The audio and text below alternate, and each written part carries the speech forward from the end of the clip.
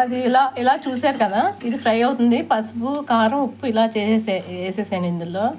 ఇది ఒక పక్కనేమో కరివేపాకు వేరుశనగుళ్ళు వేగుతున్నాయి. ఇది చూడమ్మా, ఇదిగో ఇది వెల్లుల్లి కారం అన్నాను కదా, వెల్లుల్లిపై జీలకర్ర నూరి అందులో వేసాం. ఇదిగో వేసేసింది. ఇలా ఇలా తిప్పేస్తే ఇది వాసన పోయేదాకా తిప్పుకొని ఇది కలిపేసుకోవడమే. నచ్చిందా? శాండ్విచ్ బాగుందా? ఇది కొంచెం వర్షం పడుతుంది కదా, సరిపోవట్లేదు, లైటింగ్ తెలియట్లేదు. అది ఇంకో నిన్న పప్పుచారు ఉంది కదా, ఇది గుత్తి వంకాయ చేద్దామని ఈ వంకాయలు కోసుకొచ్చిందమ్మ. ఈ కోసుకురావటం కూడా చూపించవలసింది కదా.